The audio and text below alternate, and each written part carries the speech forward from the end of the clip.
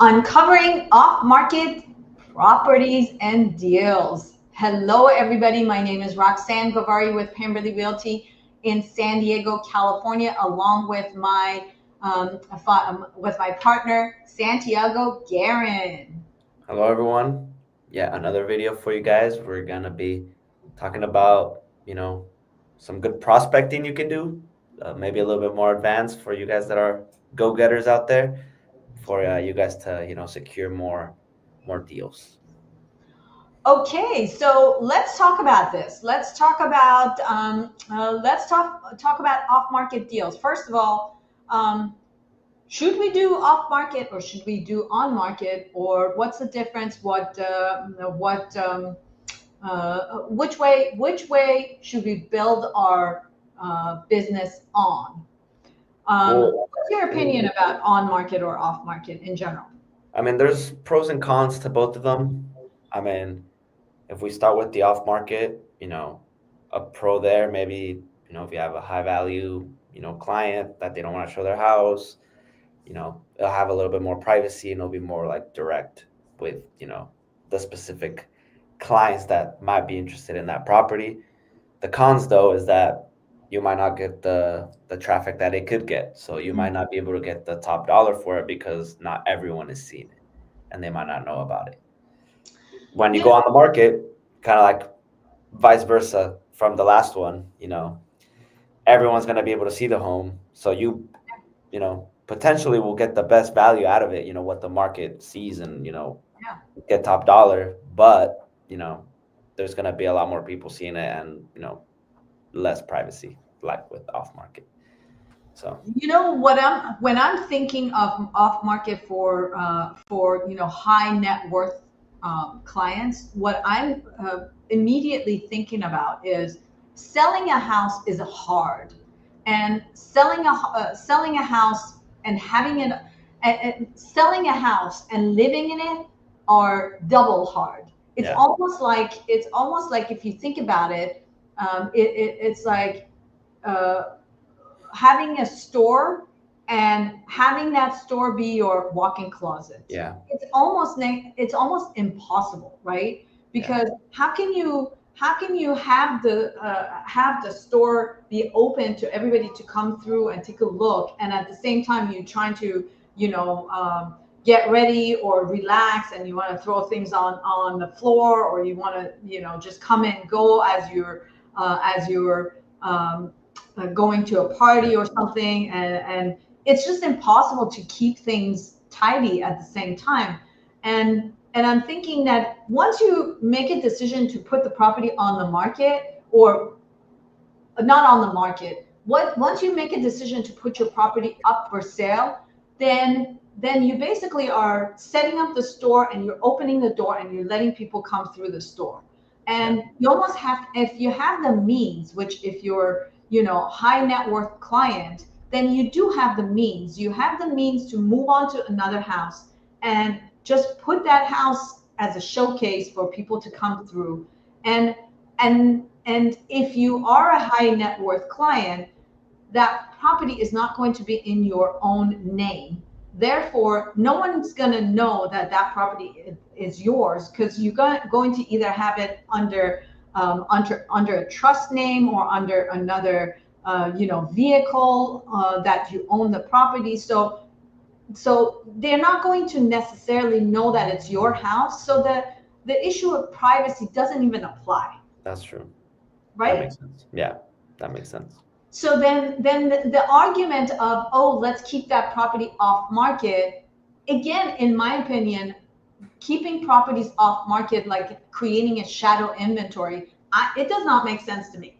Yeah, yeah, Just like you said, once you go on the market, you're able to market that property to the entirety of the world and all the rich people in the world, and you have the chance to get more money for it. Why wouldn't you? yeah, yeah. Hmm. Yeah, So I there, agree. I agree. right? Then in 4 minutes and 48 seconds, we resolve the issue of, do we want to be off market or do we want to be on market, Yeah. right? Yeah. So now, the other side of that, which we work with a lot of investors, right?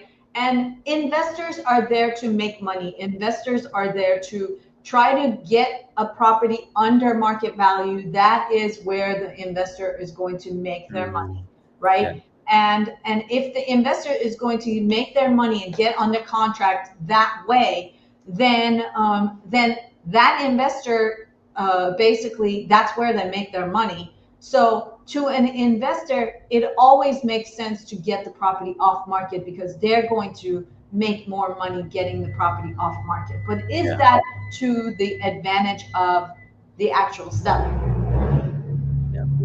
right? So that being the case, now I guess now we want to, so I would say as agents, what we want to educate our sellers is there is really no advantage for you in terms of getting top dollar to Yeah. sell it off market. Yeah. Hmm.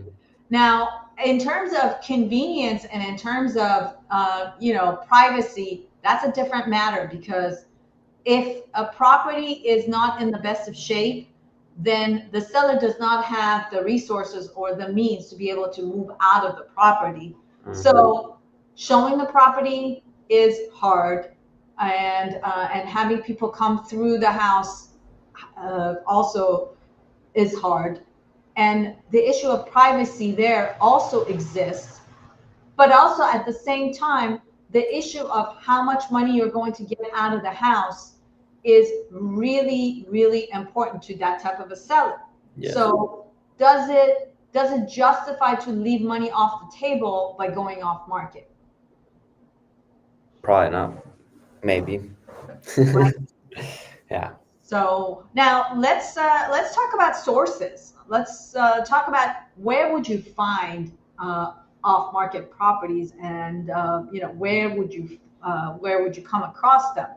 Now, we've worked with uh, Landvoice for a lot of years, Yeah. right? And Hmm. Landvoice has access to for sale by owners, to expireds, to circle prospecting, to notice of default, to divorces, to probate sales, any of those.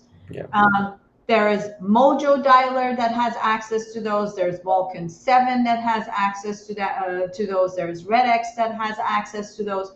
So there's Property Radar that has access to those. So there's multiple software programs that offer those types of information. At the end of the day, it becomes the agent's grit Yeah.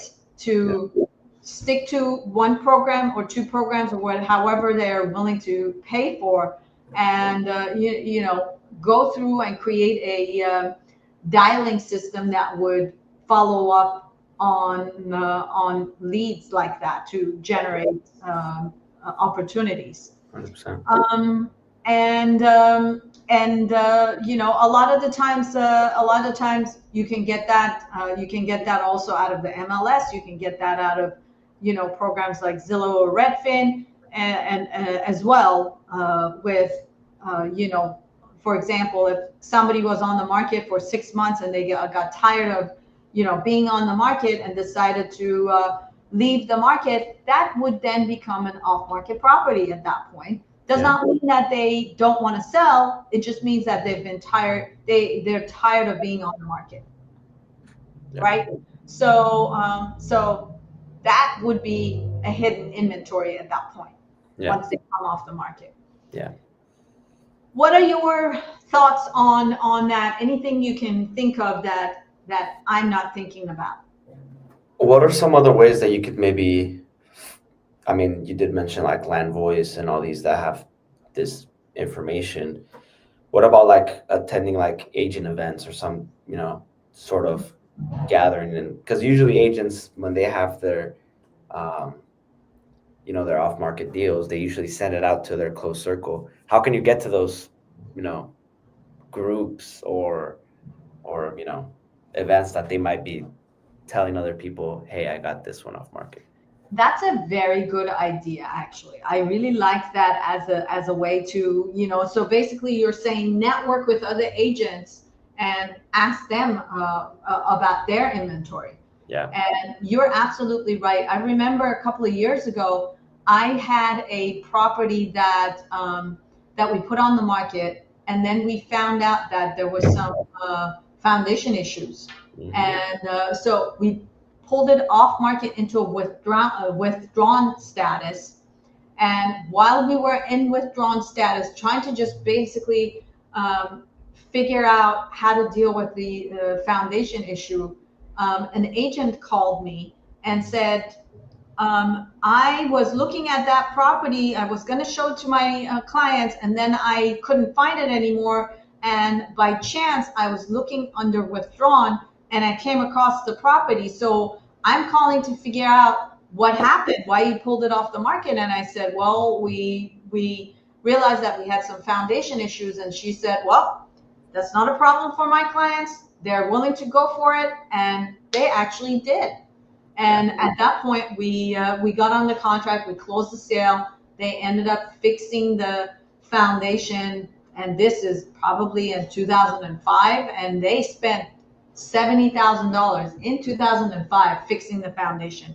It was on a hill, and it was sliding basically off the side of the hill, and they had to put in, I believe, like 15 or 25 feet concrete Teams. pillars onto the side of the hill, and then shore up the property and put them on top of these pillars to secure and stabilize the hill and stabilize the house on top of these pillars. So yeah, I mean, I can't even tell you how much that type of fix would cost today, but Yeah. that's how much it cost back in the day. So What's like another way of like kind of like prospecting that you can do to kind of, I know you mentioned maybe like door knockings and to, you know, maybe uncovering some of these off market, being able to get some of these properties. How would you, you know, go about it. yeah, go about it? Well, I think you could definitely advertise on social Yeah. and put some hooks as far as are you interested to find out the value of your home? Yeah. Have you ever thought about selling?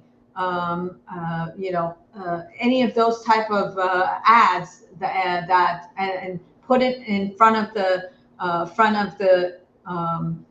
would be sellers. Either you can do ads on Google, you can do ads on social. YouTube is a great place to put that type of ad.